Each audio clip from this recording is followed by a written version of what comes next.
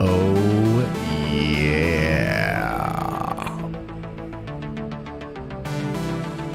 Oh, yeah. Let's get it. I've been looking forward to this all damn day. Because it's time to dig in to Ahsoka. Pause.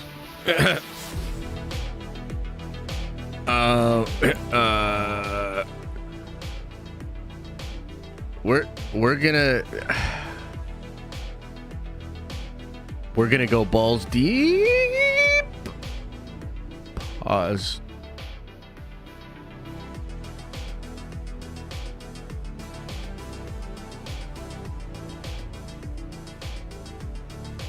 Just when people were starting to put some respect on my name, I go and let them down.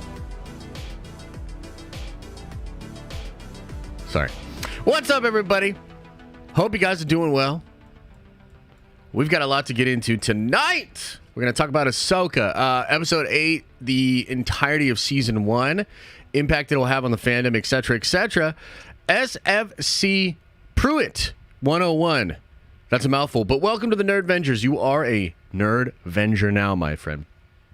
So there's a lot I want to get into, guys. We're going to talk about the show. We're going to do our usual breakdown, kind of going through each scene, giving you my thoughts on it. And then I want to talk about the show overall. We, of course, have to linger a lot on the whole Abeloth thing because I absolutely believe that the Abeloth thing is real. Josh Randor, that's crazy. And we're going to explain that in full detail. I will be doing a big video about that as well, but I wanted to talk to you guys about it here. And, I think, I don't know, I guess maybe the first place I'd want to start is I've absolutely seen a lot of people that, didn't like the finale. And I also think, just in general, anytime we're talking about a show, any show, once it's over, once the season is over or the show's over or whatever, people then cast their judgment and think about how they felt about the show, if they liked it, if they didn't like it, and all of that. So, yesterday was kind of an interesting day, very interesting on the interwebs. It's always real interesting out there on the interwebs.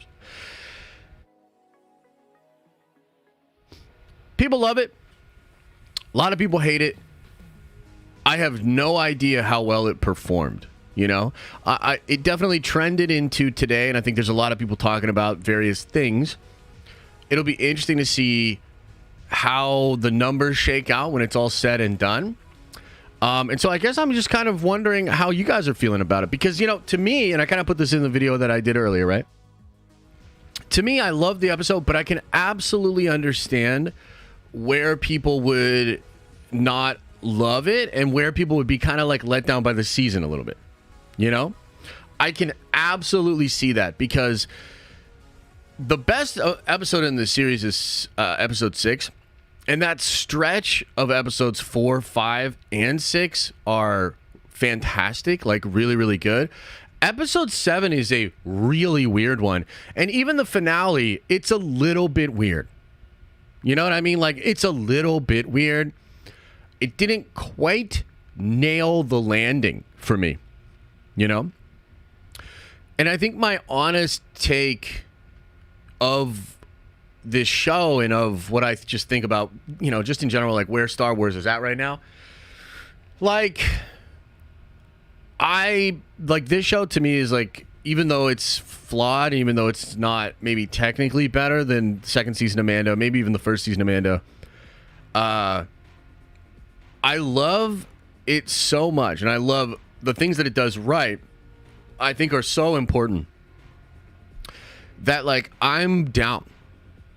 Like, I want more of this. I want this to be direction that Star Wars goes in, and it's been an absolute pleasure. It's been an absolute blast covering this show, and that hasn't been the case for me with Star Wars for some time. So, selfishly, I'm like, dude, this is the best. This is exactly what Star Wars needs. This is the way it goes. This is how it should go. But I absolutely understand where some people are at with it. You know what I mean? I totally get it. And as we get into sort of breaking the episode down specifically, we'll get into it. And I'll talk about some of the things I like, and I'll talk about some of the things that I didn't like, right? But yeah, just kind of wanted to start there and just get some feedback from where you guys are at, you know? Darth Tequila says they should have just had Sabine revealed to be Force sensitive, not some weird idea that she has no powers but can push Ezra 200 feet. Stupid. Yeah, that's definitely a contentious part of the episode, and I think it's probably divided a lot of people. We'll talk about that in more depth in a minute. Rosie says, what bums me out about Filoni? For every 10 things I like that he does, there's 2 or 3 things that I don't agree with or like. Overall, the show is an 8. I think oh my God. Sorry, I almost choked on my own spit and died on camera. Yeah, no, I get it, man. I definitely get it. So maybe let's do this. Why don't you guys give me your score for the finale out of 10? What's your score for the finale out of 10? Put it into the chat. I'll put mine into the I'll put mine into the chat as well. But yeah, I want to know what you guys think. So let's see here. 7, 8, 9, 9, 6, 6, 7, 9, 7, 1, 8.59.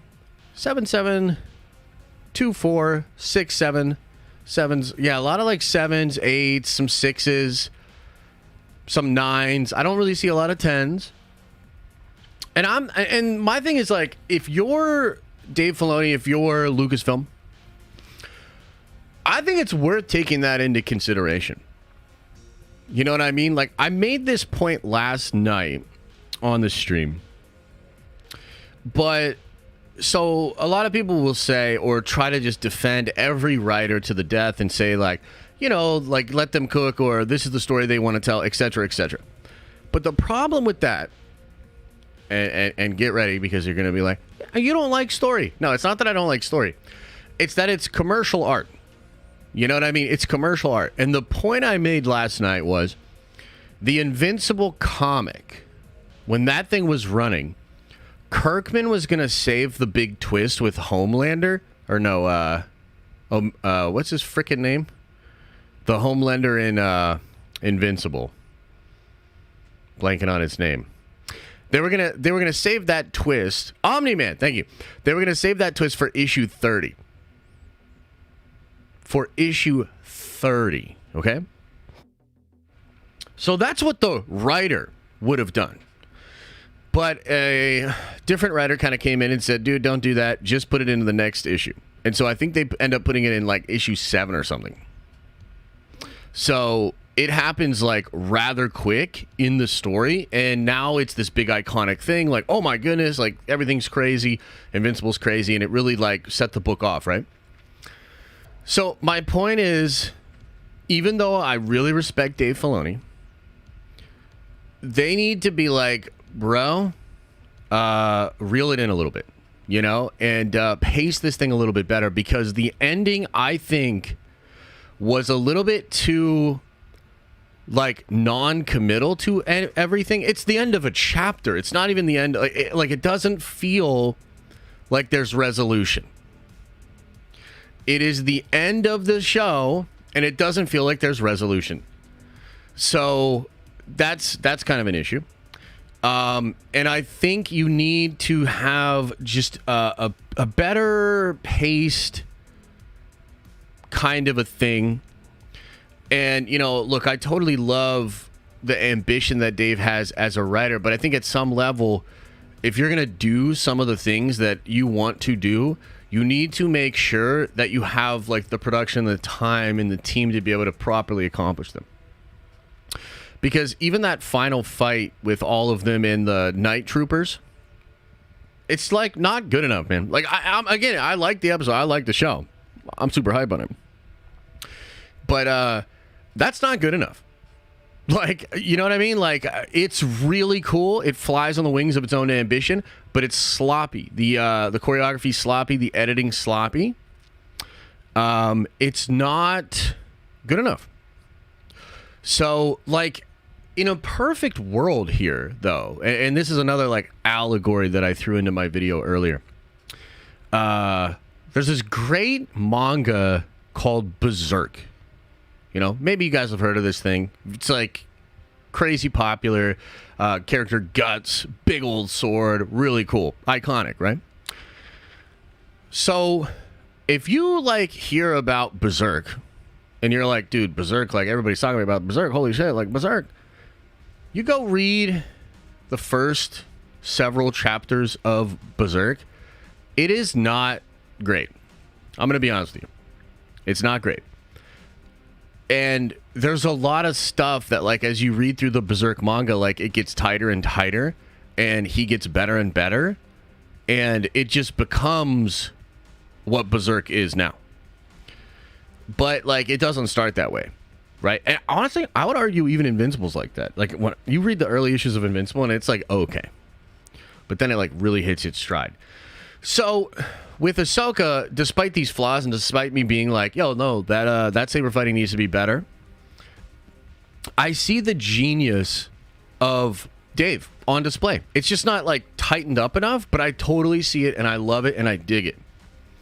But I can't blame other people for like feeling that they're not on this ride to watch a storyteller develop. They're here because they like Star Wars. They pay, like, what is it going to be now? $20 a month in Disney Plus. They don't give a fuck.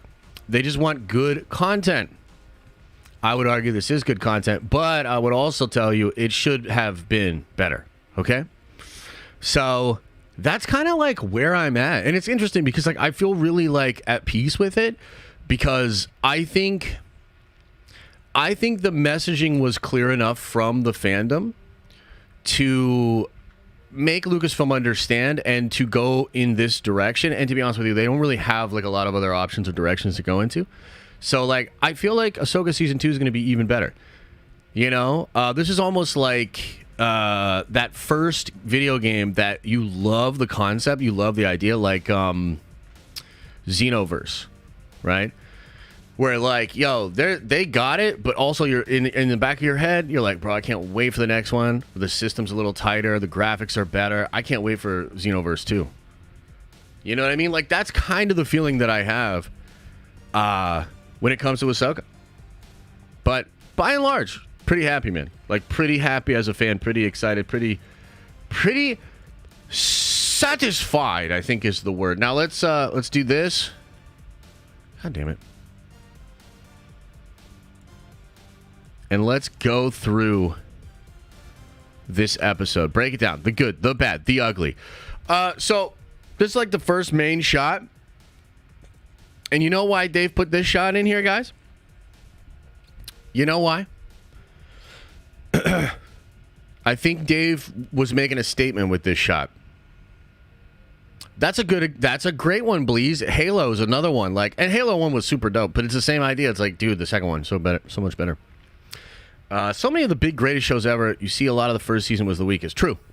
It sucks fans don't give more leeway to MCU Star Wars shows. It's if season 1 isn't 100%, they want it gone. I think there's some truth to that. I definitely think there's some truth to that. But I also just kind of want to like I feel like we're carving out this really nice lane for ourselves and like for the community where we're able to get like super hyped up about it, but also be able to talk about it like critically. Because if you ignore the flaws, you're not being critical, and I just don't think that helps anybody. It's like the messaging I want from myself and the platform and the community is to them like, dude, good job, but also like, hey, it could be better though, So this is basically showing you that out of all the incredible shots of cake that we've seen this season, Thrawn still got the biggest ass. I mean, look at this chimera, dude. Holy shit. Look at that thing. Crazy cool shot. So we open up the episode with Thrawn Boy here. And I want to put the subtitles on. I want to get these subtitles on. So we start out with essentially, like, again, like the last episode doesn't really like set this up perfectly, but we get to the point where like they're good to go. Okay, so they're bringing the Eye Scion out. They're ready to rock and roll. They find, I believe they talk about They talk about maybe where Ahsoka's at. he sends 2 Star Destroyers there, and he's basically like planning. And the whole concept of this episode really is like a chess match between Thrawn and Ahsoka. And Thrawn refuses to lose again to a Jedi. You know, he got beat by Kanan and, you know, the Bendu and stuff on Lothal. And he's never gotten over it. And he's also now not going to lose to another Jedi. So he's planning for the impossible. He's, you know, making these different schemes. And then we get this kind of crazy stuff with the Night Mothers. And, you know, real talk, the transition here, it's okay. Like, it doesn't even, like, in episode 6, it felt like everything flowed together, and like my imagination was being like brought into all of these different scenes, like in this perfect flowing way. It was cool. This one's a little clanky. It's like, why do they even, why does Thrawn say our thing has been quite fruitful, has it not? And they're like, yes. And also, Morgan, come forward and get your power up, bitch. It's a little Dragon Ball. You know what I mean? It's fine, but it's not like crisp. It's not, you know, flowing that well. Then we get this scene where she's getting Night Mothered. I assume this scene here is to like give her some additional powers or something like that. They summon the sword. I thought this was super cool. Like, I'm a little bit like, so why weren't they using more magic before this? But at the same time, I mean, it's super dope, man. They summon this sword. It's a really cool sword, and it leads into one of the coolest fights that we've seen in the entire show between Ahsoka and Morgan Elsbeth. And so it's basically just meant to show you like how crazy shit's about to get. This shot right here, by the way, incredible. Like one of my favorite shots in the whole show, with Thrawn just sitting there kind of looking satisfied as the TIE fighters drop and take off behind him. I thought this shot was dope. I was like, damn, dude, that needs to be like a GIF or something, or a meme, because it was really cool.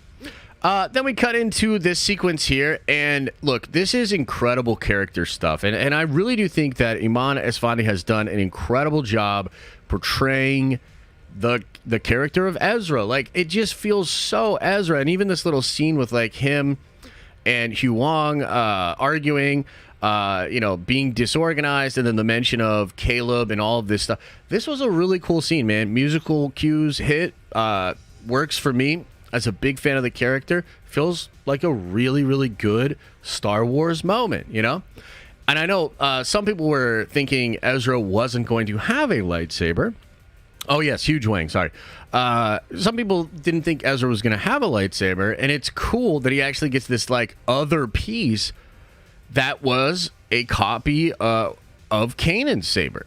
And he even drops the name Caleb Dune. So obviously he and Ahsoka have like talked about these sort of things because he knows about Kanan and Kanan as a person, as opposed to Caleb Dune. Caleb Dune was his name when he was a Padawan.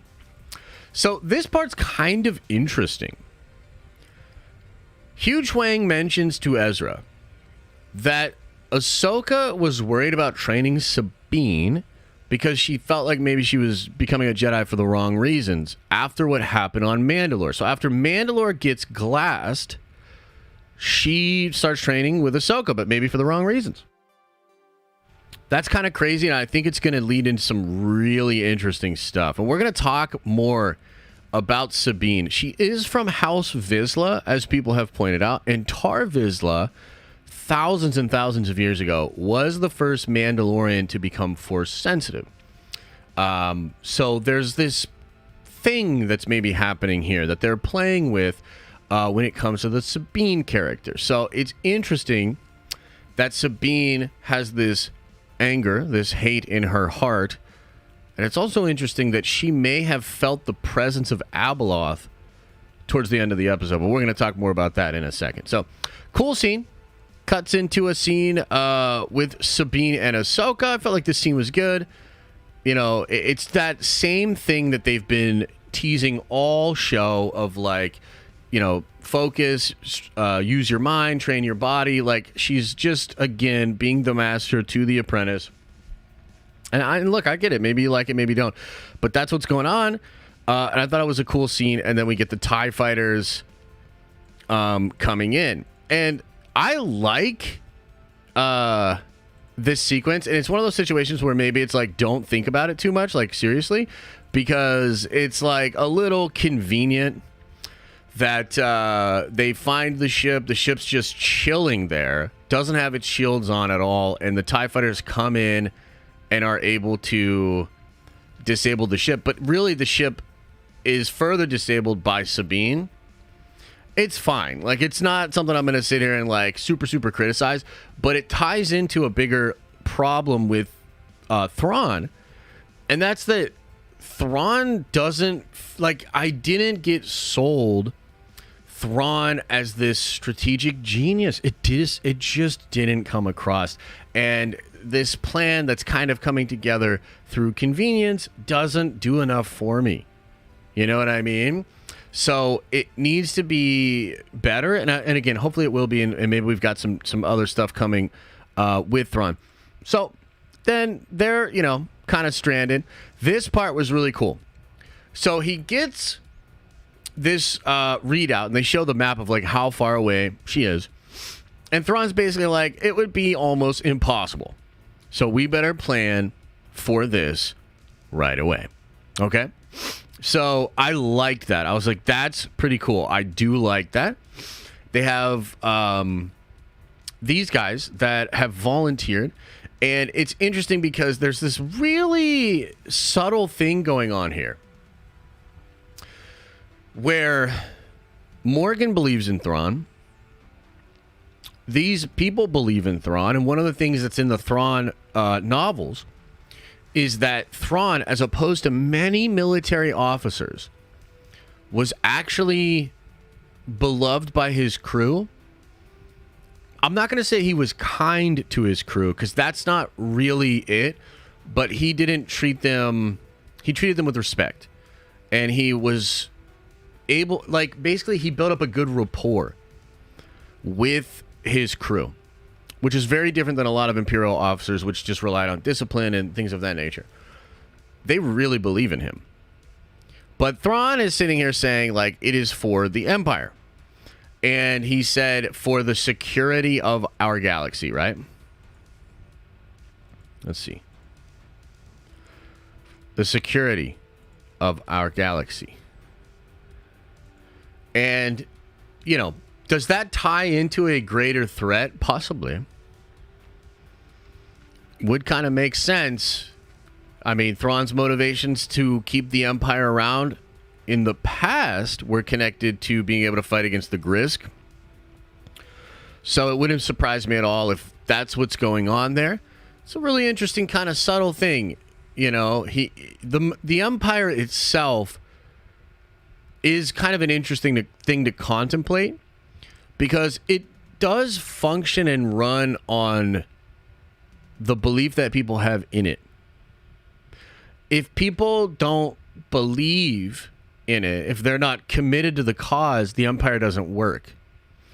And it just seems like that's actually low-key the most strategic thing that, like, Thrawn has done in the entire show, is like understanding that difference and not trying to make himself into some kind of hero beyond his station.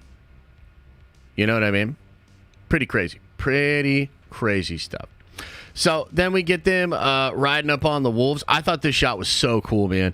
And it's so Lord of the Rings with them coming in. The bombardment, like the Hellfire scene, I thought it was fantastic. It's really cool, really well directed. Like the way that it's edited as well. Thrawn's look here, man. He's just like, I can't fucking believe this shit, you know? Pretty cool. And then we cut into, he's like, I will tell the Great Mothers that it's time. And then we get into this sequence. Now, this sequence isn't bad, but again, I just feel like it's not good enough. It's like an 8 out of 10, where it should be like a 9 out of 10 or a 10 out of 10. Like, if this sequence had been like mind-blowingly good, I feel like a lot more people would be into this finale, because it's cool what happened. Like, it's cool that they came down, got beat, got brought back to life, and then kept fighting. And when they get brought back to life, it's dope. Like, I do really enjoy that. But imagine if this sequence had been like, you know, prequel-esque, with some of the saber fighting and the choreography, and if the editing was a little bit tighter. I mean, the one thing that really kind of stood out to me was Ezra. Ezra did not look great in the saber combat. I mean, out of all of them, Ahsoka looks the best for sure. I mean, at this point, she's had the most time training.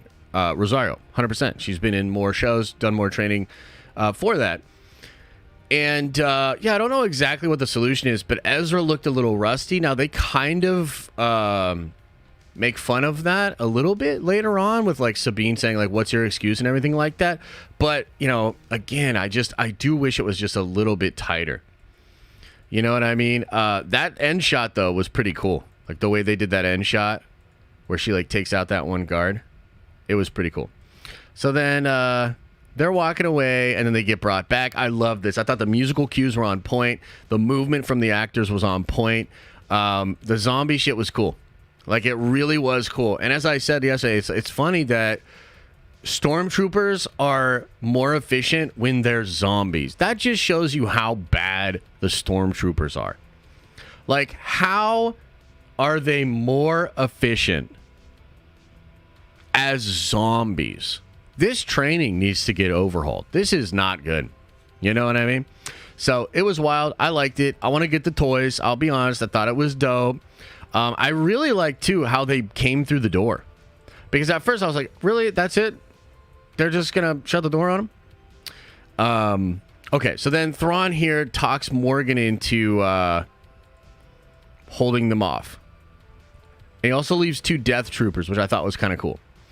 So then they're like, coming up. We stay together, remember? Now I got to fight this chick. I felt like this fight was cool. Maybe one of the best fights in the show. Like, really. And I think that they've tangoed before. And I'm blanking on her name, but she's fantastic, and she's been in martial arts her whole life. So, the movement and the fluidity and just the grace, man. I felt like she really brought it.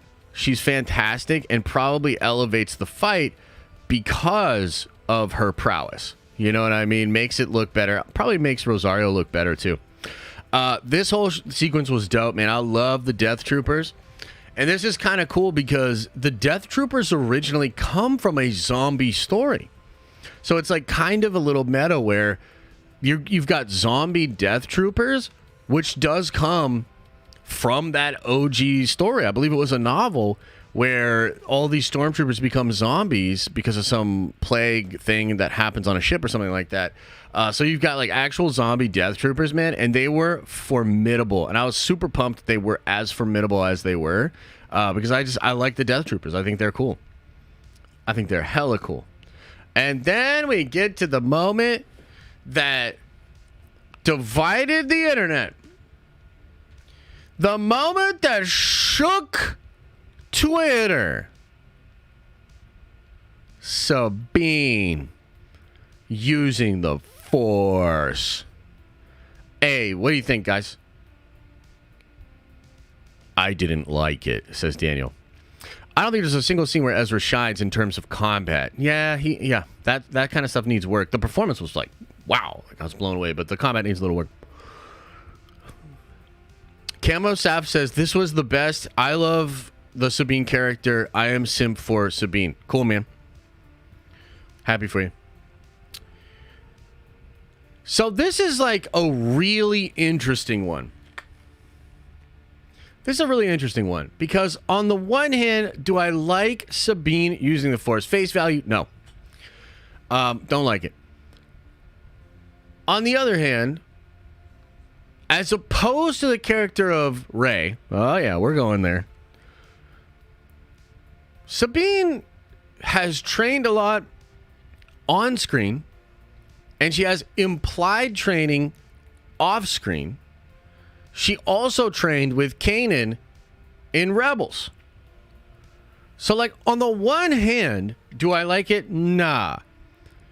Do I think it makes sense given the context? Yeah. I don't know if she should have been able to grab her whole ass saber. You know what I mean?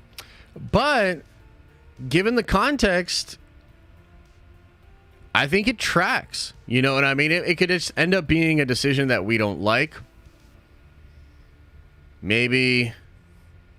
I mean, how powerful is she going to be?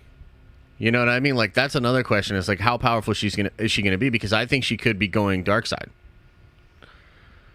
Is Sabine going to get possessed by Abeloth?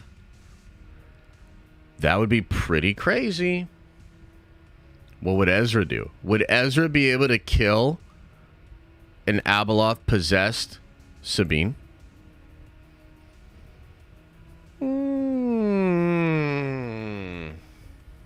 I don't know. I also think that the Vizsla thing is really interesting, and I wonder if Dave's going to lean into that at all. Because the last time there was a Mandalorian Jedi was Tar Vizsla. So what does this mean for Mandalore now? I don't know, man.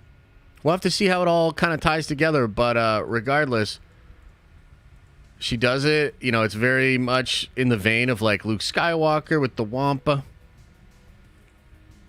You know? And so they get it done. And then these two dudes. And you know, look, again, I'm not trying to be that guy. But you're telling me that Thrawn is thinking of everything, being a strategic genius, and he's got two fucking dudes watching the thing that was next to the platform? Like, again, not trying to be that guy, but, bruh, are you kidding me? Like, come on, man. Like, come on, man. And that's what I mean is, like, I like it. But, like, come on, man. Let's tighten it up. Like, let's be a little sharper. Like, for real. You know? Like, you're telling me two guys.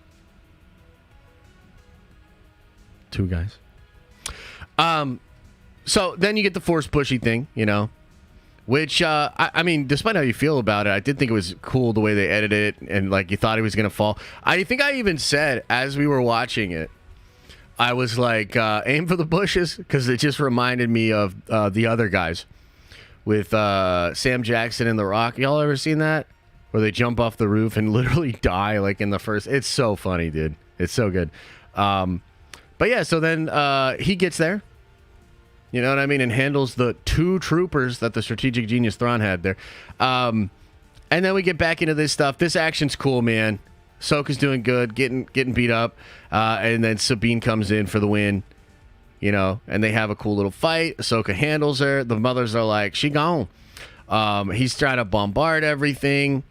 Ship comes in at the last minute. I'm good with it. All this. Very cool Star Wars. Feels very fun. And this conversation between her and Thrawn was interesting. I did like it. Thrawn just really like little bros her and takes off. It's kind of cold, man. You know? Cold-blooded. This is like some good Thrawn. You know? Calling her a Ronin, all that kind of shit. Saying that I wonder how much you'll become like Anakin, you know? Pretty cool. So maybe not the best planner, but he can shit talk pretty good, you know. He's good on the mic. He's good on the mic. He'll take what we can get. Okay, so then they basically have to come back down and help the little homies rebuild. Let's talk about Morai. First clue. Actually, I shouldn't say first clue, but probably first clue in the episode. That Mortis and Abeloth are at play. The little owl, which is representative of the daughter, happens to be here on Peridia. And, yeah, I mean, she's in there in the world between worlds with her. Ahsoka's destiny is pretty clear. And I said this in the video where I was talking about the big Abeloth theory here, but with Anakin, talking to her in the world between worlds. There was a scene that was cut from the show, but it still kind of gives you an indication of where Dave's head was at when he was writing the show. And the scene was going to basically be that even if Ahsoka had killed Thrawn, she still would have wound up finding her destiny, being in that exact moment, and likely going to Peridia. There's a line she says to Sabine at the end here where she says, Ezra's where he's supposed to be, and so are we. And I think, Morai and just the Anakin vibes and everything is kind of showing you that. And that deleted scene indicated to me that, like, Ahsoka, her destiny, her cosmic destiny, was to go to Peridia. So I think this is because she is, in fact, if not the daughter, she has the power or the life force of the daughter. I believe Anakin is absolutely the father, that he helped her get here as the father, and that Baylan could be the son. Baylan is seeking Abeloth. Baylan is being called by Abeloth. Right? So this, her being here, the owl being there, is the first little hint that that Ahsoka is where she needs to be, and that there's something greater at work here, something big at play with the cosmic, right? So kind of crazy. Now the Shin stuff is intriguing. I don't know what it means. She comes up the hill towards this village, raises her sword or her lightsaber like that, and look, I'll tell you what I don't think is going on in this scene.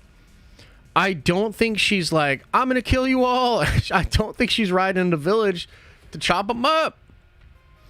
She may well be looking for just the ability to chill or something like that. I don't fully know. Looks like, some kind of warning, I'm coming in or some shit. I don't really know, but it's intriguing nonetheless. And I'm pumped that we're getting more Shin. She seems, we don't get a lot here, but she seems a little shaken. Because of the whole her master walking away, right? She didn't go to Thrawn, which is interesting. Or maybe she just didn't have time. But if they got there, it feels like she could have got there too. So, yeah, I don't really know, man. I don't know exactly what this means. But it indicates that we are going to get Shin on Peridia in Season 2.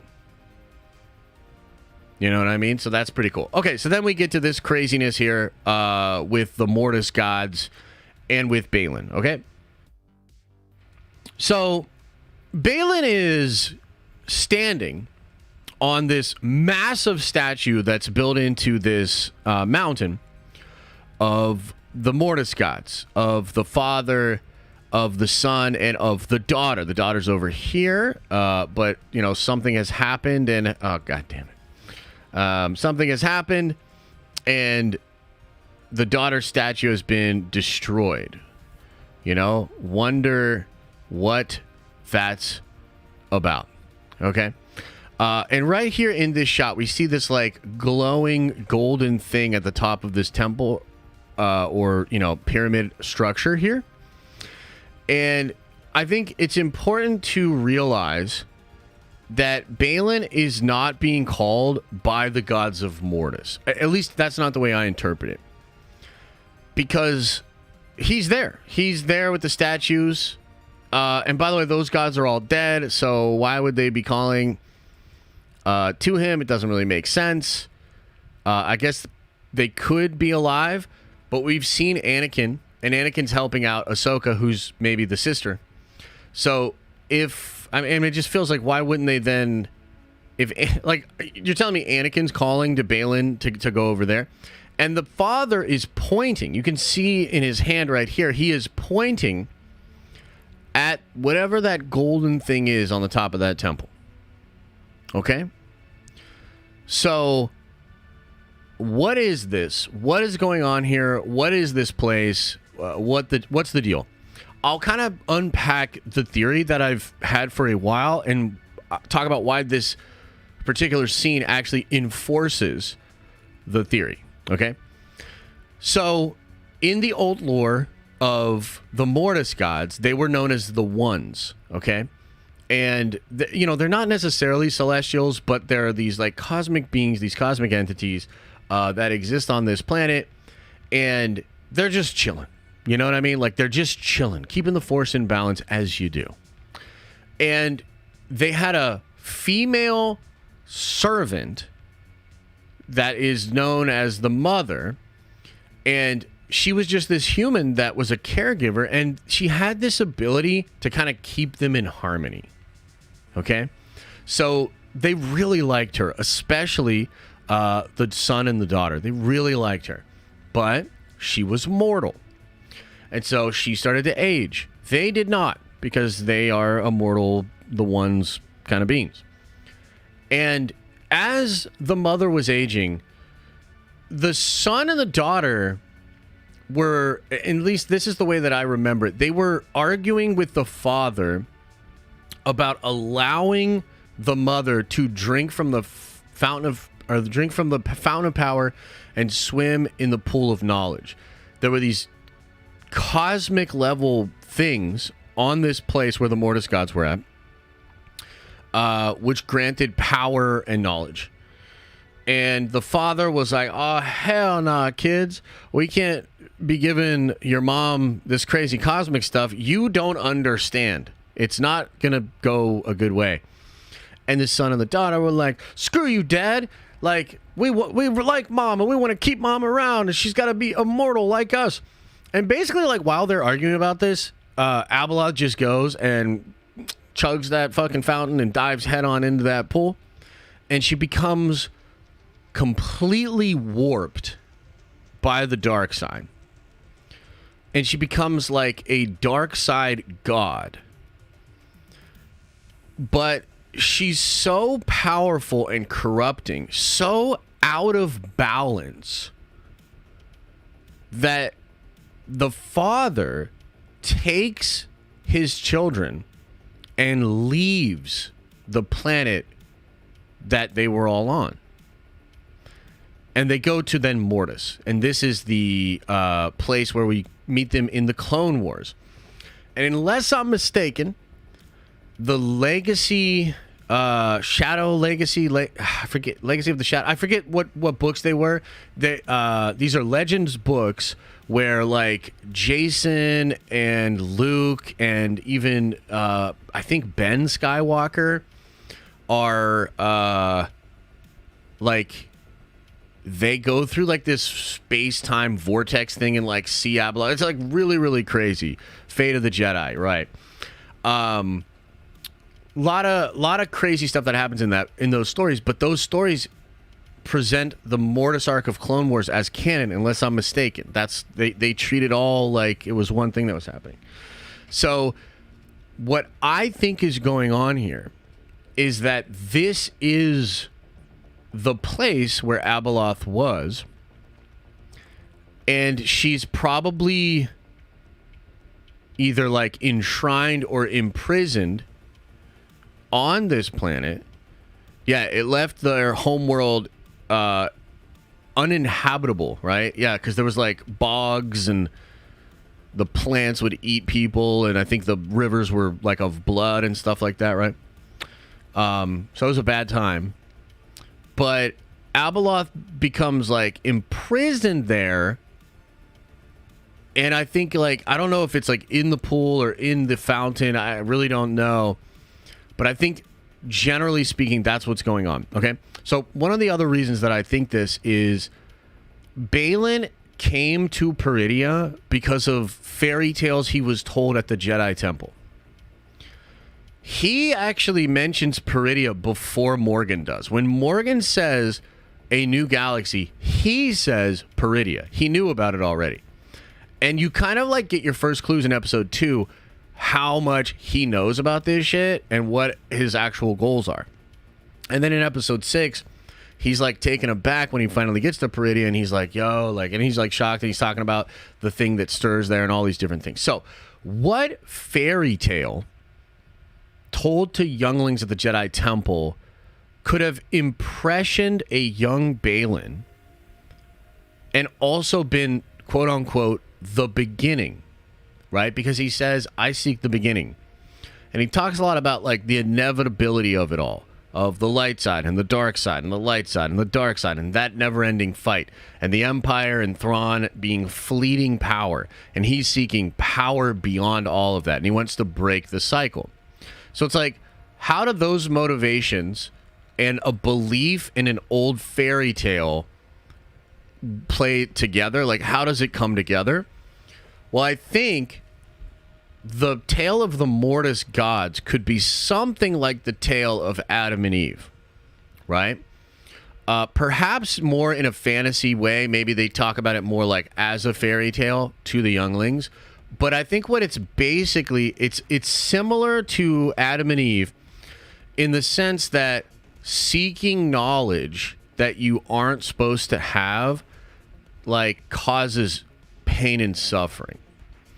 And I think the lesson of the Mortis gods and Abeloth is denying the natural order of things and seeking ultimate power and ultimate knowledge is the thing that actually caused the Force to go out of balance, that caused this cycle that we're in. And I think that, like, that's what he's seeking. You know what I mean? Is the power to, like, take that and do that. And I don't even know if it's, like, hard to say, does Baylan know for sure that he's being called by Abeloth? Does Baylan think he will, because he thought the Jedi were, like, wrong ideologically. And it's pretty obvious that, like, he thinks of their beliefs as, like, petulant. So if he thinks he knows better, right, then he wants to go back to that story, take the power for himself, and reshape things. So that is what I think is going on. And it's obvious just by the scene and the arc that Baylan has been on that they're building that up for season 2, and it's a big deal for Dave. And, you know, one of the other things that I said, I was talking about this on Twitter a little bit, and trigger warning for you all, especially you, X-Wing, if you're still in here. This could solve a huge problem with the Ben Solo character. Jason Solo, in Legends, to go back to those novels, had some really crazy interactions with Abeloth and ends up turning to the dark side and going real crazy, okay? And you look at a character like Ben Solo, and, you know, it could be the case, depending on where Dave goes with this, with, like, Luke Skywalker and a young Ben maybe helping Ezra out and coming to Peridia to save them. If the young Ben has some kind of an interaction with Abeloth and that kind of evil and that kind of darkness, it could explain a little bit more, you know, why he was so touched with the dark side and why his destiny was so dark. Even could explain why when Luke looked into his future, he saw what he saw. You know what I mean? So, you know, take it or leave it. Maybe you hate it, but, you know, I thought about that. I was like, that's kind of interesting. I wonder how they're going to use Abeloth, because here's the thing. I don't think, because some of you guys might think, oh, well, Abeloth, she's going to beat everybody. If she escapes her prison, then it's game over, and then, like, that's going to be the big bad, and holy shit, you know, et cetera, et cetera. I don't think so. I think Abeloth is being set up. I think maybe the Fountain, I think maybe Peridia and some of these things are being set up, but I don't think Abeloth's just going to break out and wreak havoc. But I think the idea of Abeloth being established in canon and perhaps left on the shelf for another time, maybe James Mangold's Dawn of the Jedi book, if he or movie if he makes it, maybe episodes 10, 11, and 12, maybe future stories down the road, maybe even the Rey movie. I don't really know. But the idea of Abeloth in canon is pretty interesting. And like I said, I do think it could solve some of the problems that the sequels have. You know what I mean? So, yeah, we'll see. I'm going to do a video about it, kind of breaking it down more succinctly. But regardless of all that, it was super cool. So then we get to Dathomir. Crazy, man. I mean, what do you think is going to happen with Thrawn and the Dathomiri, man? That's so interesting to me. You know, I've seen some people talk about resurrecting Darth Maul. I mean, at this point, all bets are off. It is possible. But Thrawn's a smart guy, right? Or at least he plays one on TV. So he... Like, I just don't see Thrawn being like, let's bring back that guy, that Maul dude, man. He seemed like a real loyal, you know, real for the Empire kind of a guy. I just don't see it. You know what I mean? Now, could the Night Sisters be interested in bringing him back? That is an interesting question. Not really sure. These great mothers, what do they know of Maul? What do they know of any of this? I don't really know. It's kind of interesting, right?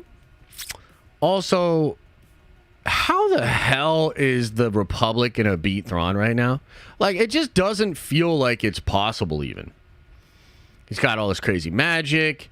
They've got the Imperial Remnant all throughout the galaxy. Like, this feels like this is going to be a big, big fucking problem.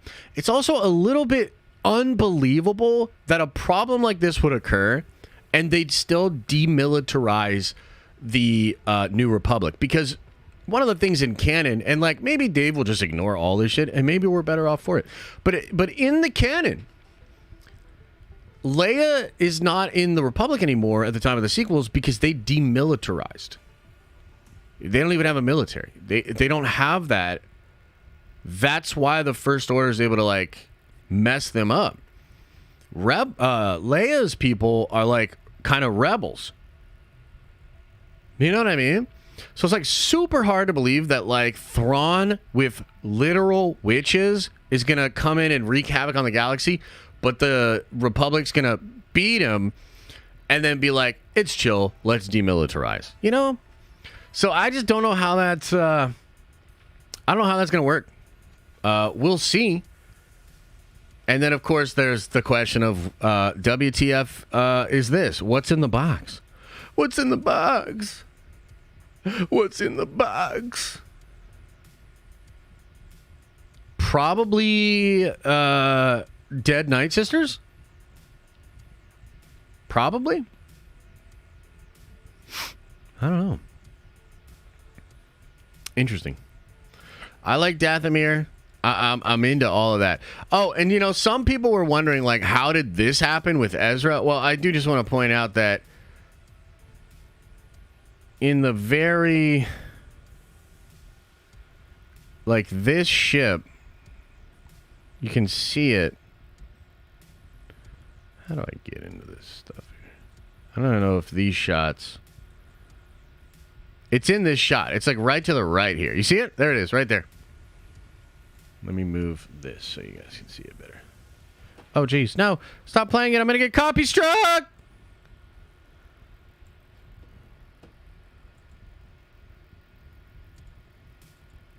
Right there. On the right side. So that thing is just chilling there. So Ezra probably like gets in there, and then as soon as they land, he like takes off or whatever. And then gets out. But regardless of all that, we get him having a introduction to Hera. I thought this scene was really cool. She really sold me in this. Her facial expressions in this I thought were crazy. Like this one in particular, I was like, damn, that's really good. Okay, so then we get into this right here. And again, they're talking about where they are where they need to be.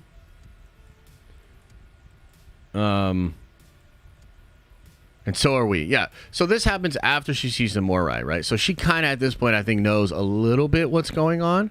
And she understands by seeing that we are where we need to be, you know? Which is kind of interesting. Sabine feels something. Time to move on. And then she feels something, right? I felt like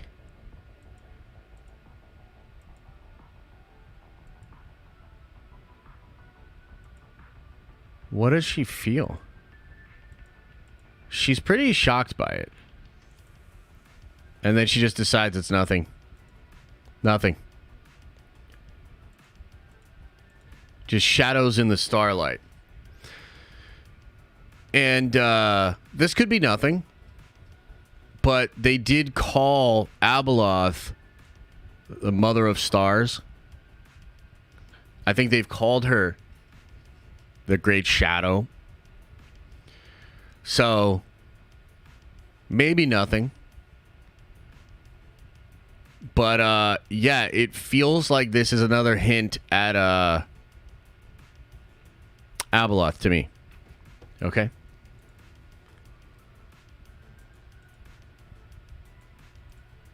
Now, could she have felt Anakin? It's possible. You know what I mean? It's possible.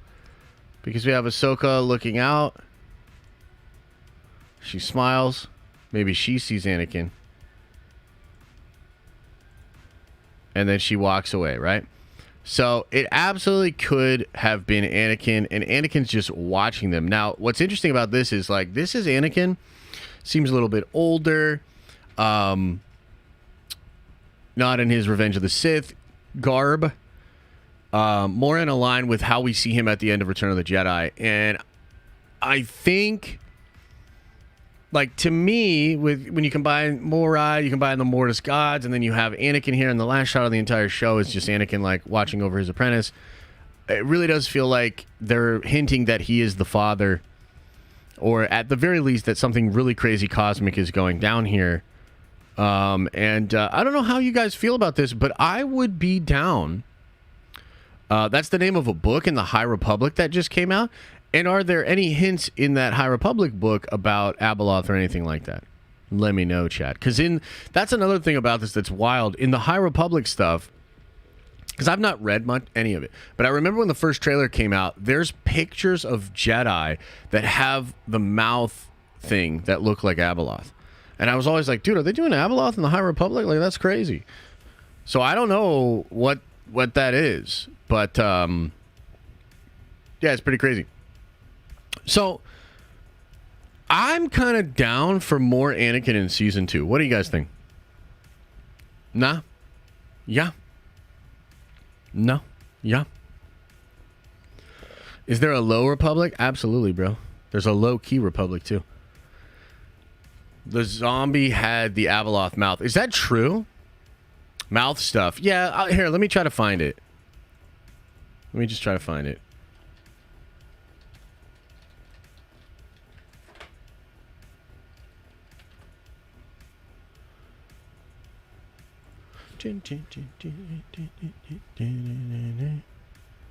Okay, here, right here.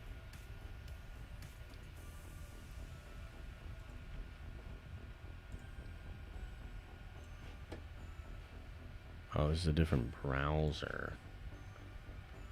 All right. Hang on, chat.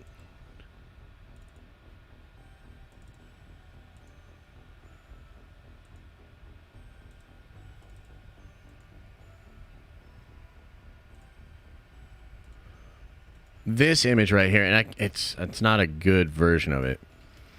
But you see how they got, like, the tentacle thing going on, and even the mouth looks a little gaping, like Fang-like, using the dark side and whatnot. When I first saw this image, I was like, that feels Abeloth-esque to me. See if I can find a better image of it. And I have no idea what's going on in the High Republic, so I could be way off. But, like, if you look at this right here... Where is this? From how long ago was this? This was May 13th in 2020. A website did an entire article about this.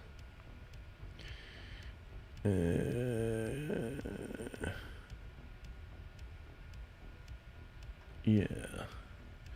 Many Star Wars fans are anticipating the next chapter of storytelling with the High Republic literary project arriving in the summer. Details are scarce, but from what we know, the story takes place 200 years before Phantom Menace and will involve the Jedi dealing with a threat of Viking-like aliens called the Nile.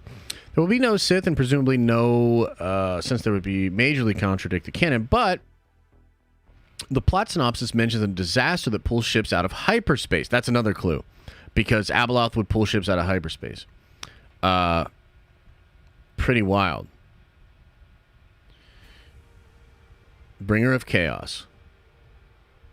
Yeah. I don't know. What do you think? Nah?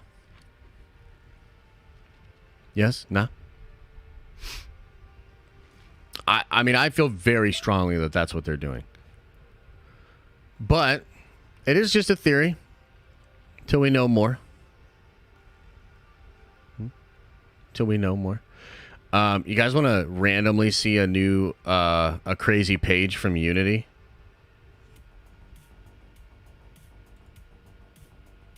I'll just show you just a little bit. And then, dude, check this shit out.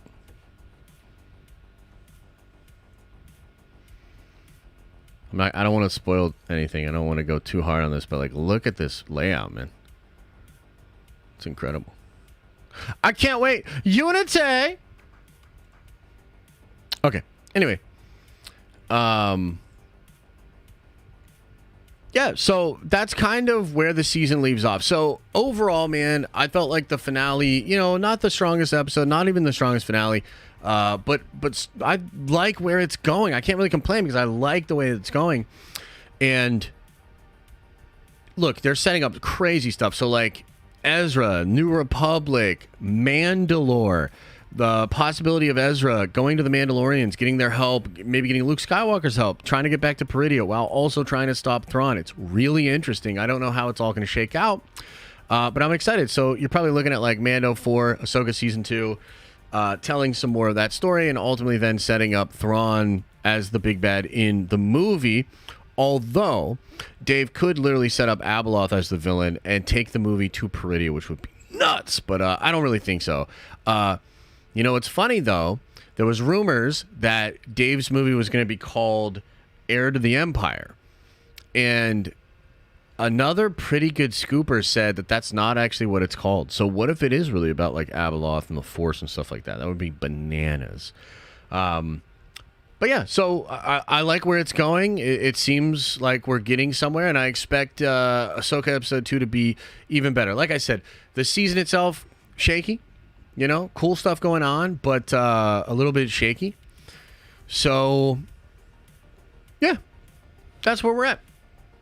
You don't sound convinced? Convinced of what? What are you talking about? Man, that would be good for Star Wars. I agree. The question is, how many mouths will we have to suffer until we get good content? How many months?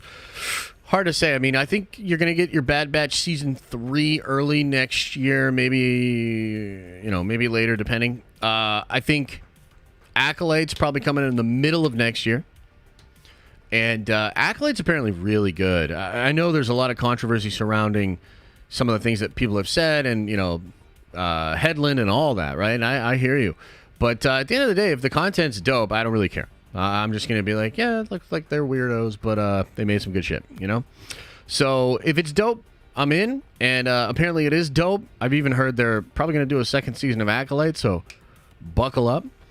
And then maybe Skeleton Crew late next year, which I'm sure, which will be... Skeleton Crew will probably be fine. Probably be... I haven't heard good things. I'm going to be honest with you. I haven't heard good things about Skeleton Crew. Heard better things about Acolyte than I have about Skeleton Crew.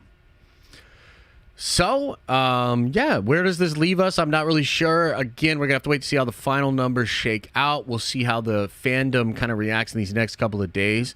And we'll go from there. I feel awesome, though. I'm like, dude, this is great. This is fun. I had a blast covering this show.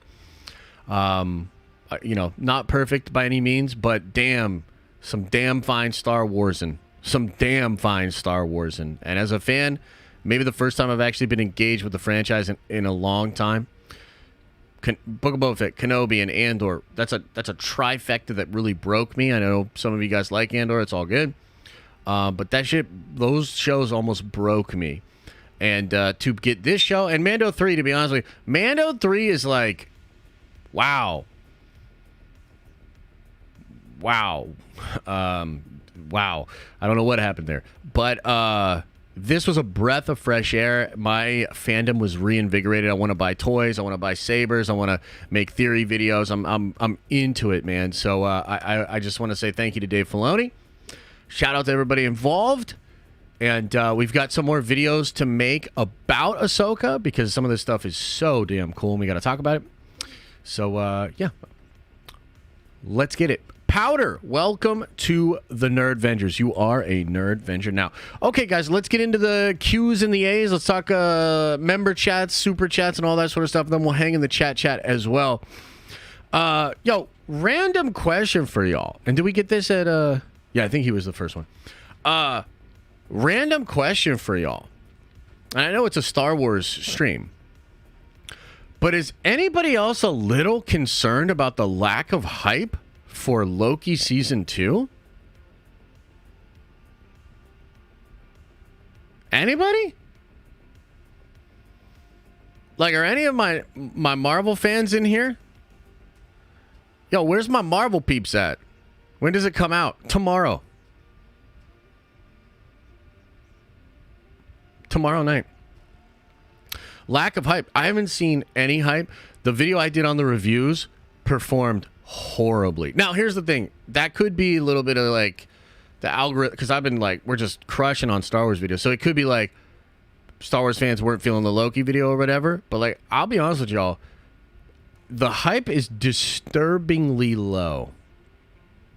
Steel City Comic-Con, Josh? When is it, brother? I don't know, man. I got a lot going on these next couple of weeks, so probably not. I don't even know when the Steel City Con is. I've seen a surprising lack of hype. And I'm a little worried, man. Like, did Secret Invasion really do that much damage? Like, I mean, I didn't like Secret Invasion, but I did not think it did that much damage. Wow. Well, having said that, we will be doing a watch party for Loki, the first episode tomorrow night. By the way, apparently it has a post-credit scene. Apparently it's going to be pretty crazy.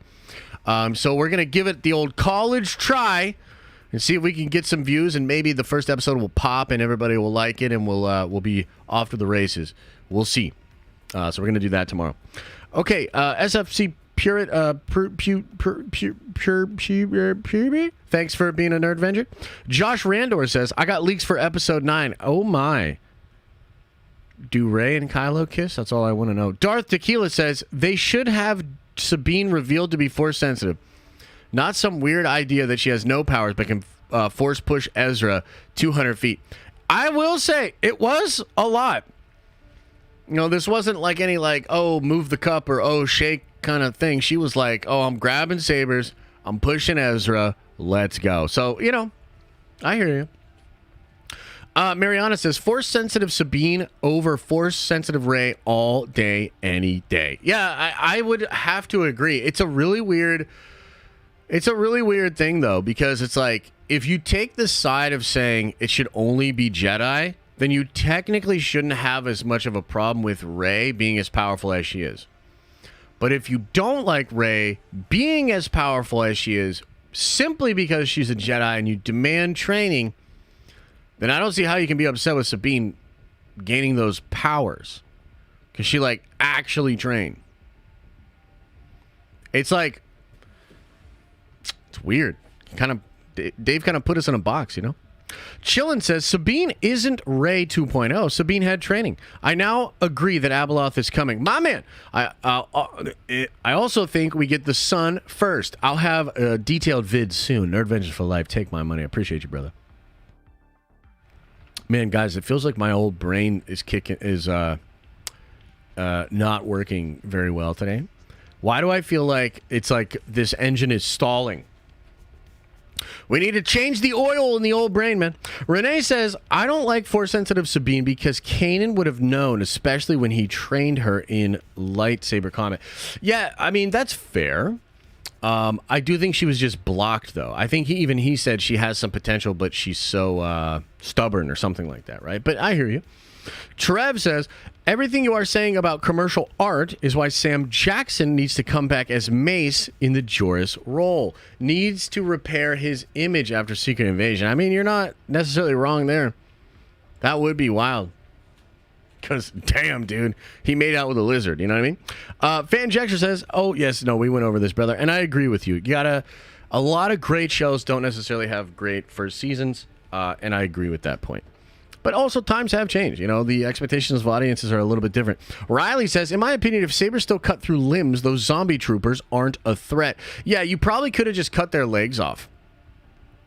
And it would have been fine. But I think it's meant to be so chaotic that you can't exactly do the perfect dismembering of them. But yeah, I hear you. And I saw some memes about that I thought were pretty funny. Anakin will be oversee the training so she doesn't. I'm not sure what that means, bro. Tobin says 3720. The highest peak in the background of the father is pointing to something weird at a top, maybe a reflection, but it looked like something was flashing. Oh, yes, Tobin. Oh, yes. What could it be? Fountain of power, perhaps? Nevin says, when I saw Shin's scene, I thought they were getting an Annie Tusken Raider sort of thing. Yo, wouldn't that have been wild? Yeah, I don't know. We'll see where that goes. Space Tricks says, in my opinion, Baylan is getting called by the sun. The sun will be possess him and change how he looks, and it'll be played by Sam Witwer. Best way to recast for the part. I don't hate that. I think that's kind of fun, and maybe something like that will happen. We'll see. Vagabond of Light says, the way I see it, Morgan was guarding the way to the ship, and then Shin was claiming power as best she can by being the leader of the Raiders. What do you think? Yeah, that makes sense to me. Her being the leader of the Raiders would make sense, but why didn't she go to Thrawn? Why didn't she go to Thrawn? That is kind of the question for me. Space Trick says, the son never died in Clone Wars. Also, he might be looking for comfort from the mother after the death of the father and daughter. Maybe he is with Abeloth. Take my money. That is cool. I like that theory, man. I can see that. I thought he did die in Mortis, but yeah, maybe not. I'll have to go back and rewatch it. Ben says, Carl Urban as Baylan would go hard. That's true. It would go hard. That would go pretty hard. Tyson H with the 10 spot says, I overall loved this series, but do you think that had too much of a happy ending feel? I feel like it should have felt more like the end of Infinity War, after all that Thrawn did win. I don't think you're wrong. It does sort of end on a more positive note, but at the same time, you know, they're seemingly stuck. Ezra knows about Thrawn, but Thrawn's very formidable, so yeah, I hear you though. Codename says, you're right, Josh. Fire everyone, even Filoni. Sell to anyone else. I question more every day if Star Wars was just one amazing trilogy like you asked. I don't recall what you're talking about, Codename 17. Did I say that when did I say that? Was that in a Diamond Lounge stream? Because you're breaking some fucking rules right now. We don't talk about that shit publicly. Oh my God. I plead the fifth. J-Man says, is Abeloth the creator of the dark magic in the first place? Is magic like a dark, mutated way of using the Force? Hence why the witches are called mothers. Yeah, I mean, the mother connection to the mother as Abeloth is really interesting. That's possible. Creator of the dark magic. It's definitely possible. I think it could be the case that... So this was once a great kingdom, right? It was once the great witch kingdom of the Dathomiri. And it's not that anymore. Why?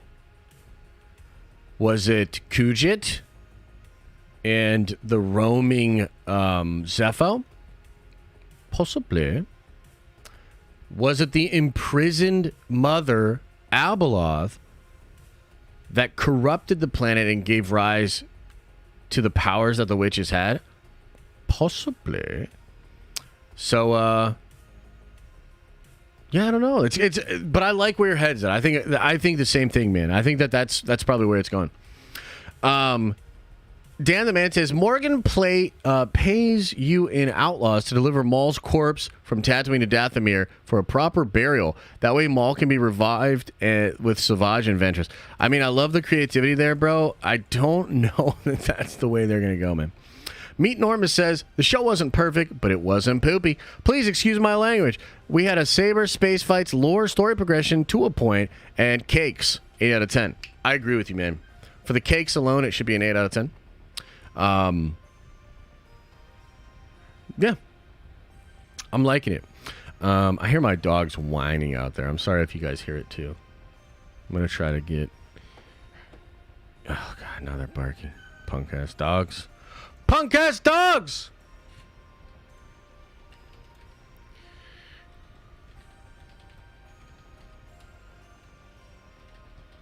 I'm gonna have to close my office door. Maybe they'll calm down. Give me 1 second.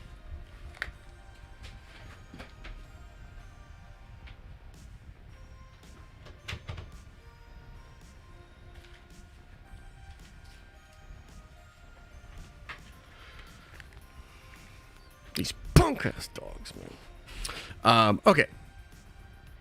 I hear you, Meet Normus, and I agree with a lot of those takes, man. Duncan says, calling it here first, Thrawn will anger the Night Sisters, and they will betray him for Dathomir, and we'll see the Witch Jedi Mando team up against Thrawn. Yeah, so they gave him a weird look when he was, when he bombarded their, like, castle or whatever. Like, they were like, this motherfucker. So, could be, man. Maybe Baylan heard the tales of the Font and Pool Nexus Point and seeks those. However, Abeloth is imprisoned in the Mountain Temple where he's going to. Yeah, it could be. It could be. I actually do think that's what's going to happen. Powder says with a 20 spot, very generous, man, says, hey, bro, I asked you before if you thought Ahsoka saved Star Wars. You said that in terms of showing Lucasfilm what the fans want. Yes. Do you still agree? Also, can you say hi to my girlfriend, Julie? Anniversary was yesterday. Shout out to Julie. Happy anniversary. Do I think it saved Star Wars? I think it saved Star Wars for me personally. And I think it saved Star Wars for a lot of people. I don't think it saved the brand of Star Wars or the franchise of Star Wars, mostly because, I mean, let's just see what happens with Skeleton Crew and shit. You know, like, basically, they're not just giving everything to Dave. Dave is now doing more and in charge of more, but it's not even like they're just going all in on Filoni. They're doing all kinds of stuff, right? So Star Wars is still a corporate-controlled entity run by a lot of suits who are super out of touch and definitely aren't artists. Dave is an artist, and he gets Star Wars. And for me, personally, he saved Star Wars for me. I think he saved Star Wars for a lot of fans. Let me ask you guys, chat.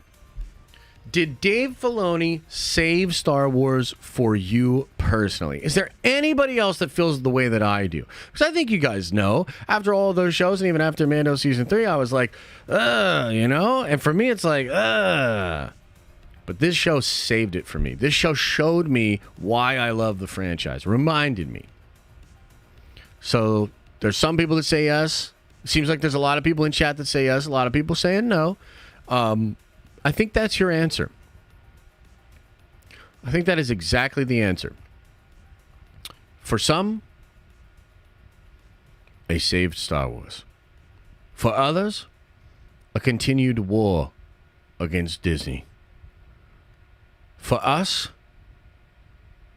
actual good content.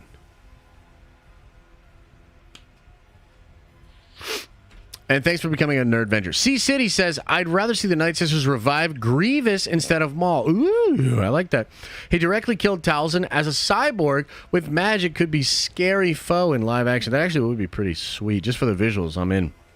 Philip says, not trying to make a dig at theory, but could his weirdness lately have anything to do with how fire you've been with your Star Wars theories lately? I feel like he could be a little bit jealous. I don't think so, but I don't fully know what's going on with him. Yeah, I mean, I don't think so, man. I mean, I feel like he's pulling in big numbers, and you know, I like seeing my friends win. You know what I mean? And so I would hope that that would be the same thing for him, and I don't really have any indication that it's anything other. You know what I mean? So, Wrench City says, not gonna lie, I've grown tired of the 8-episode format. Thanks to Stranger Things, I need 22 45-minute episodes like Buffy and Star Trek. Yeah, I don't know if we're ever going back to those days, but I wouldn't have minded like an hour and a half of a finale, and maybe they could have even accomplished more. But really, it feels like the 7th and 8th episode should have probably been combined. That 7th episode is like, ugh, not that great. Rosie says, Thrawn was lacking for me. Dave needs Zahn writing and on set. I agree with you, but, you know, Disney has their own way of handling things, so I don't know if that is even a possibility, dude. Vandolph says, the Night Sister army on Rancors would just about take over any planet. I'm dreaming, but I'm just saying. I think Thrawn would give them the Jedi Temple relics. Ooh, that's cool. That's cool. Yeah, I don't know. It's interesting. I think they're going to be pretty formidable. I think the Dathomiri are pretty formidable. So we'll see. Maybe they got some crazy secret weapons or something like that. Not really sure. It's good stuff, though. Dan the Man says, give me a break. I'm making art here. Good to see you, bro. Thoughts on Kujit or his son being bad for the Rey films? Abeloth team up in Filoni movie? I like where your head's at, bro. I'm really curious how they play out the Kujit thing, you know? Was that just a cool Easter egg or is there meaning behind it? I'm not sure. Abeloth team up in Filoni movie? I'd love it, man. I'd absolutely love it. I don't know how well it would do commercially, and it feels like a lot of people would be like, that's too weird. But for me, I'd be like, yeah, well, why don't y'all just get out of here? Why don't y'all just get out of here and leave me alone in the theater because this is my shit? You know? But, yeah. Once Abeloth was trapped, son-daughter would periodically return to the planet to make sure she stayed trapped. A cycle that was broken once the daughter died. Yeah, that was in the... That was in the Fate of the Jedi books, I believe. I think they talk about that, and that's why Luke goes to Mortis, which is not where Abeloth is at, but that's why Luke goes to Mortis to get the Mortis dagger, and I think that's when they see Abeloth through, like, they have, like, a vision of Abeloth or something. I don't fully remember it. I should just reread those books, huh? I think I should just reread those books, but anyway... Claytonium says, I hope Loki Season 2 is good, but I think it took too long to come out. Also, are there any real good books on the Mortis gods? The Fates of the Jedi books, I would say.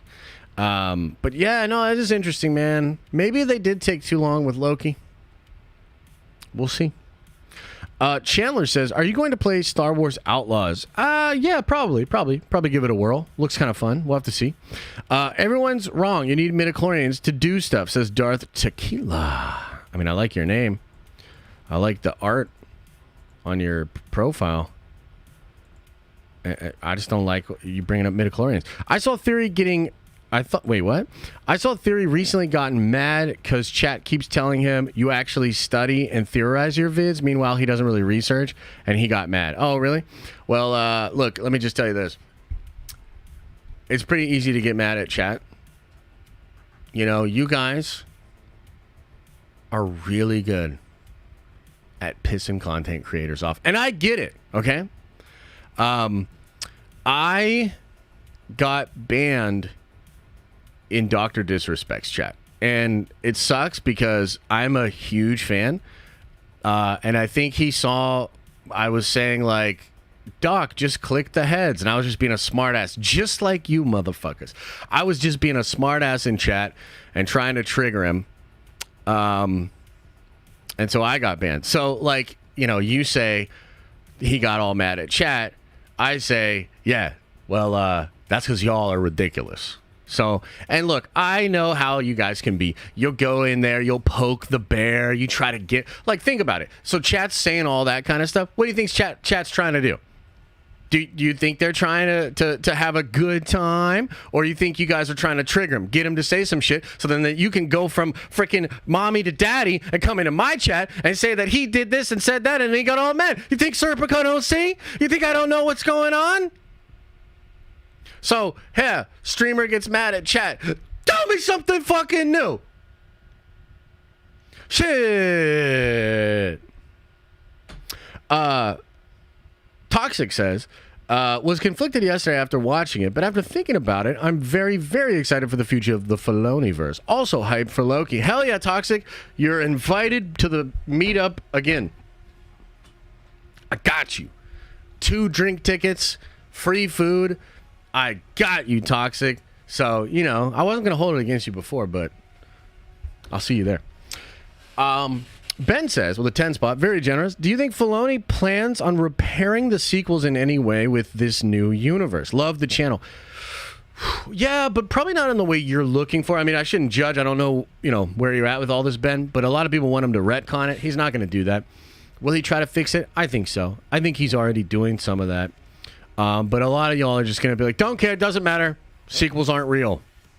You're like sitting there, you're like, sequels aren't real. They can't hurt me. The sequels aren't real. They can't hurt me. And you open your eyes, and Filoni's right there, and he's like, actually, they are. So there you go. Vandolph says, love Jonathan Majors, but maybe the death of Loki.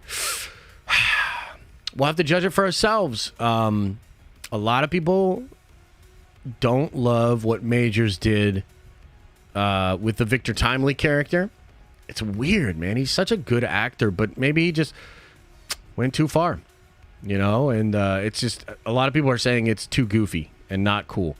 So we'll see. Maybe it's all right, or maybe it's like, damn, Jonathan, what the fuck? We'll see. We'll find out tomorrow night. I think, actually, he's probably not in episode 1. So we'll find out in the next couple of weeks. But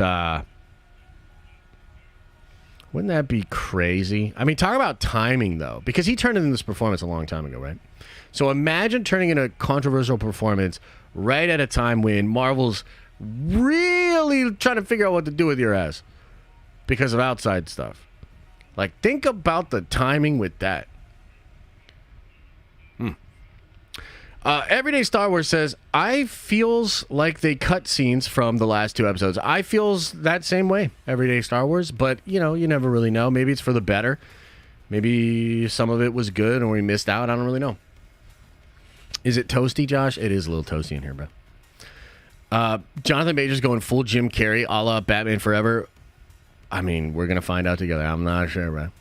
Chillin says, very ready for Loki. Hopefully it gives us a jolt of really good Marvel like Ahsoka just gave for Star Wars. We need it just as badly. Nerd Adventures for Life, take my money. That's true. That's true. And it could work that way. You know, it could work that way. I'd love for it to be. And maybe like the first episode kind of like slower, but people give it good buzz and they're like, oh, this shit's cool. And then it keeps going and it gets more and more views. We'll have to see. But man, Loki was the biggest Disney Plus show that they've done. And I am already terrified to see what the Nielsen numbers... Oh, man. I just hope it pops because that's going to be such a depressing headline, and Marvel's going to be absolutely shook if their best show in its second season is underperforming because of all the bullshit they've put out. I mean, it's their fault. Real talk. It's their fault. But, man, is that going to be a bitch slap of truth. That's going to be very difficult. But I'll tell you this. If Loki really underperforms, then I'm going to triple down on cancel Kang Dynasty. Like, I'm going to triple down on that. Like, bro, cancel that shit. Get right into Secret Wars. Stop fucking around. Give the people what they want, and then reboot. Darth Baba says, the journey with you covering Ahsoka was memorable. Thank you, Darth Baba. Appreciate you, brother. I appreciate you, man. I had a blast. I felt like we turned in some great content over the past couple of months. Big videos, getting shout-outs from huge channels, and, you know, kind of killed the game a little bit, so it was fun. Yeah. Do you think they shot more of Baylan but cut it and saved it for season 2? Possibly. Still haven't finished Secret Invasion. Only MCU thing I haven't seen besides Captain Marvel. Yeah, but Captain Marvel's actually not bad. I know a lot of people in here are about to at that, but it's true. Captain Marvel's not bad. Secret Invasion was pretty trash, bro. I think Echo will probably be the first thing that I'm going to skip from Marvel. You know? Like, I'll watch some of it maybe, but I just do not care.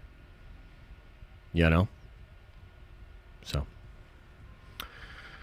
Yes. Are you going to watch the Marvels? I am going to watch the Marvels. I think the Marvels, you know, there was a trailer. We went to see The Creator, which was straight trash. I walked out of that shit. We don't have to go down that road. But they had a preview for the Marvels before The Creator, and I was like, you know what? It could be fun. As long as it's just a fun ride, I don't get bogged down. You know, it's not too cringy, and then some cool stuff happens with some fun action. I'll be okay. I mean, that's, I think, best case scenario for the Marvels. But yeah, I'm going to check it out. Marcus says, here's to the Nerd Avengers. Love the energy here. Thank you, brother. I appreciate it. Vince says, you are my #1 most watched Star Wars channel for the last couple of months. Best watch parties and level-headed opinions. Vince, I really appreciate that, man. I try to bring the energy. I try to bring my focus every single time I get in front of this camera. I don't always do it, but I try to bring my best and bring as much value and entertainment and knowledge and just fun as I possibly can to you guys. So I really appreciate that, man. Thank you. Star Wars Obsession says, there is so much poetry in this finale, so much room for growth, and the story is so much Rebels Part 2. Those who don't like it because it is Disney or whatever, Dave is a genius. Long live Filoni. Man, I'm glad. That's some high praise. That's some high praise, man. I'm glad you like it that much. I like it too, man. I really do. What did Fanjextra do? Did he just ban someone again? Sheesh. Please explain why the Black Templars would smack the Dark Angels with ease. Oh, hell nah, bro. Not even close. Not even close. It's It's I did get, I'll show you, I got a new thing for my Dark Angels, though. And it's a little bit damaged, so I got to do some glue work here, and I got to paint it, too. But check out this Land Raider that I got. Check this thing out, dude. So I'm I'll put my Deathwing Terminators in this thing, and I'll march up the battlefield. Like, I'll chill. I'll poop out my Terminators. My Terminators will shoot. This thing will shoot, and then the Terminators, because of the assault ramp, will charge. Oh, I can't wait to get this thing on the table, man. Took me forever to find a Land Raider. God damn it, Games Workshop. Nice toy. Shut your mouth when you're talking to me, Carlos. It's a game piece for battling in war. In the 41st millennia, there's only war. And I saw somebody talking earlier in the chat, talking about my Warhammer channel. We're coming back, man. We're coming back. Especially if Loki is bullshit. No, I'm just kidding. But like, in all seriousness, the Warhammer channel is coming back. I've got a Custodes video. I want to do a Constantine Valdor video. I want to do a video on the War in Heaven. There's a lot of. I gotta do the lore. Who is a bigger kid, Josh or Liam? I don't know. It's hard to say. It's hard to say. I did start a business and channel called The Den of Nerds. But Liam is also too young to have formed a personality, so we don't really know. Josh, have you seen the size of his head? Of whose head? What head are we talking about here? What is happening right now? Watching a stream with my son, and he laughs whenever Josh yells. Oh, that's cool, man. None of the characters are yet worthy of replacing literal gods. Can you explain that just a little bit? I don't know what you're talking about there, bro. Oh, yo, real talk. I want to get into tabletop 40K, but man, it's expensive as hell. It is not a cheap hobby. It is not a cheap hobby. I would recommend, though, if you want to play and you don't want to commit to an army, get Tabletop Simulator. Learn how to play on Tabletop Simulator. And, you know, Tabletop Simulator is not free, but I think it's like $20 or something. Once you learn how to do that, you can play... you can play Warhammer on the simulator for free. Like, you don't have to buy any models. You can set it all up. So I'd recommend that. And then maybe you try out some different armies. Maybe you try out some different lists for a particular army. And then you're like, okay, now I know what I want to buy. And I would say, if money is a problem, you've got to learn to build and paint. Because Warhammer's really fucking expensive if you want to just buy pre-painted shit, bro. You better start an OnlyFans or something if you want to do that. You can buy, build, and paint on your own, and it's way cheaper. If you don't paint, are you an outcast? Not necessarily at like the local shop, but if you go to a tournament and you don't have a battle-ready painted army, you're basically down 10 points immediately. Which I do think is kind of weird, but it's literally in the tournament rules that each person just gets 10 points if their army is painted and battle-ready. I know, right? Like, when I first heard that, I was like, that's a little much. But I guess it's just tournament etiquette.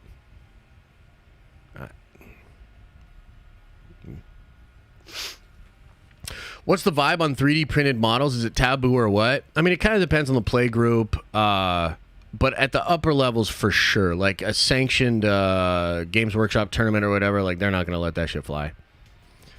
No army ever goes into battle not in uniform. I guess that's fair. It's a fair point.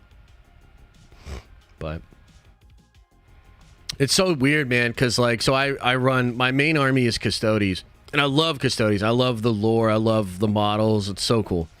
And the 10th edition just came out this year, and we were slaughtering. We were like one of the top armies. They nerfed the shit out of the Custodes to the point where they're like the second worst army right now. It's bad. It's really bad.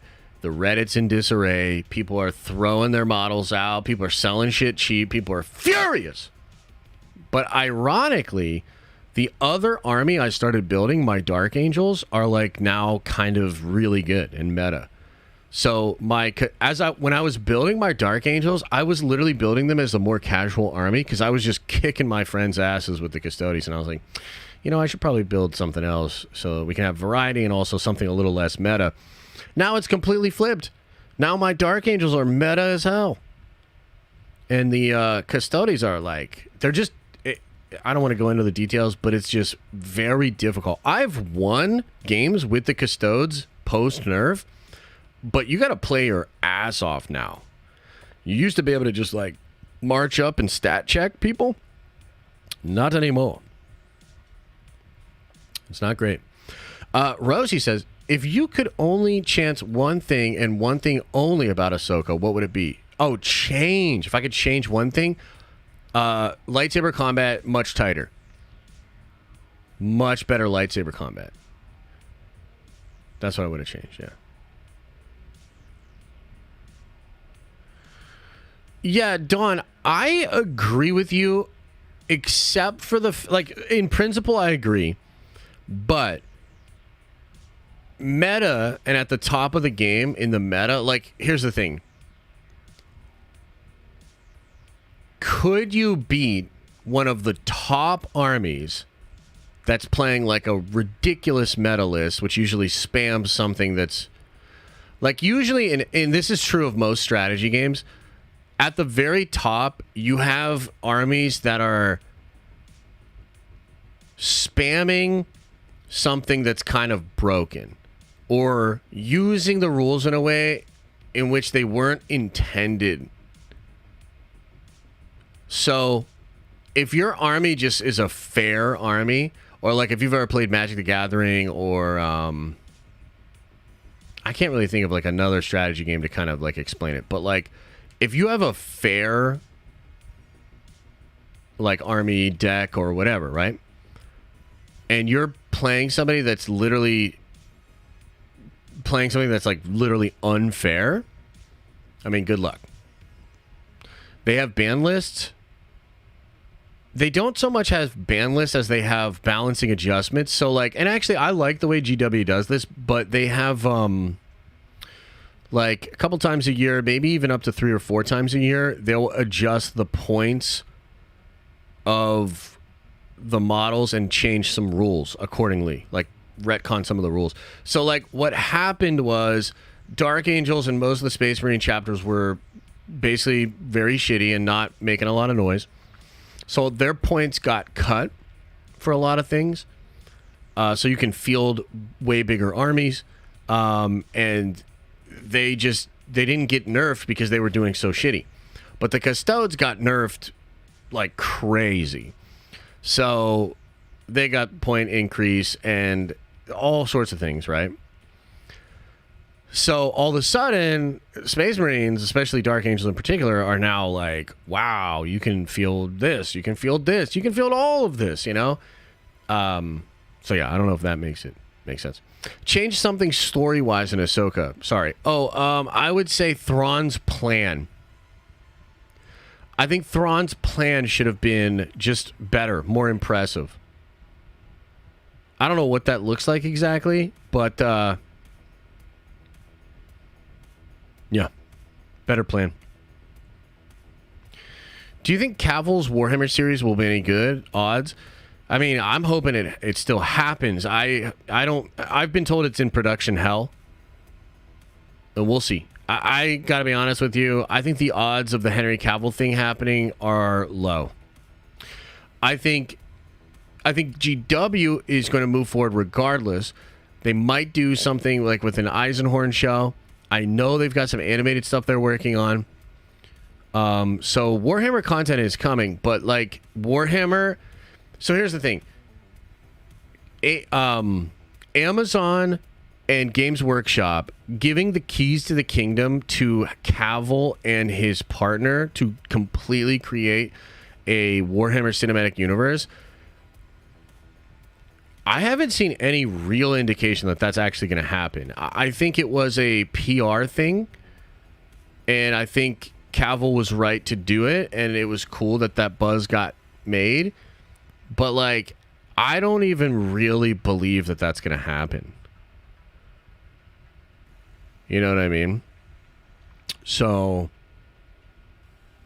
I'd love to be wrong, and I'd love for them to work it out, but yeah, I don't think so, man. But that doesn't mean you can't get dope Warhammer stuff. Like an Eisenhorn thing would be awesome. I'm enjoying Pariah Nexus right now, you know? So, yeah. All right, everybody. Hey, I appreciate you. Thanks for being here. Tomorrow night at 8:30. That is when it's going. It's going down at 9 tomorrow, right? 9 tomorrow. Loki season 2, I think. 9 o'clock. Yes. Cool. So I'll see you guys tomorrow, 8:30. The big Baylan video is going to drop tomorrow as well. Probably in like the afternoon, 3 or 4. So check that out. Much love, everybody. I appreciate you. Josh, do I Warhammer channel? Yes. All right, everybody. As I always say, I hope you are having an awesome and a nerdy day. And I'll see you in the next video.